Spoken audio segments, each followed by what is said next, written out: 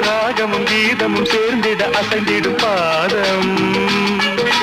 நாணமும் மோகமும் கலந்திட மறைந்திடும் தாளம் விழியதன் வாசலில் எழுதிடும் கோலங்கள் புரியாததோ புதிரானதோ வசந்தம் பாடி வர வைகை ஓடி வர இளமை கூடி வர இனிமை தேடி வர ஆராதனை செய்யட்டுமா